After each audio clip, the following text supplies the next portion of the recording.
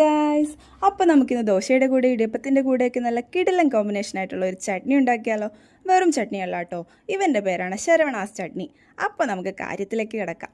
ഒരു ചീനച്ചട്ടി ചൂടാക്കാൻ വെച്ചിട്ട് അതിൽ എണ്ണ ഒഴിച്ച് ചൂടായി വരുമ്പോൾ അതിലേക്ക് ഒരു പച്ചമുളക് കീറിയതും 6-7 വെളുത്തുള്ളി അള്ളിയും ഒരു പിടി ഉള്ളി ചെറുതായി അരിഞ്ഞതും കൂടി ഇട്ട് കൊടുത്ത് നന്നായി വഴറ്റുക. ഇത് വാടി വരുന്ന സമയത്ത് നമ്മുടെ മെയിൻ ഐറ്റമായ തക്കാളി അരിഞ്ഞത് ഇട്ട് കൊടുക്കാം കേട്ടോ. ഇവിടെ ഞാൻ 2 തക്കാളിയാണ് എടുത്തിട്ടുള്ളത്. ഇനി ഈ തക്കാളി നുടഞ്ഞു വരുന്ന സമയം ആവശ്യത്തിന് ഉപ്പ് ചേർത്ത് കൊടുക്കാം. പിന്നെ മല്ലിയില കുനുകുന അരിഞ്ഞത് കൂടി ആഡ് ചെയ്ത് കൊടുക്കണം. ഇത് ഒരു കാരണവശാലും സ്കിപ്പ് ചെയ്യരുത് കേട്ടോ. മല്ലിയില ചേർത്ത് കൊടുത്തേ പറ്റൂ. ഇനി നന്നായി ഇളക്കി കൊടുക്കുക. ഇനി നമുക്കിതിലേക്ക് മുളക് പൊടി ഇട്ട് കൊടുക്കാം കേട്ടോ.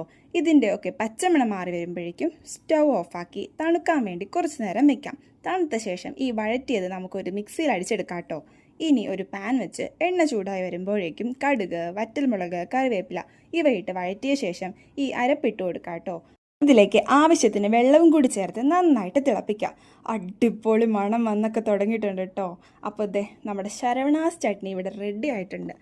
അടിപൊളി ചട്നിയാണേ, നിങ്ങൾ തീർച്ചയായും ട്രൈ ചെയ്ത് നോക്കണം. അപ്പോൾ അത്രയേ ഉള്ളൂ ഗൈസ്. ടാറ്റാ.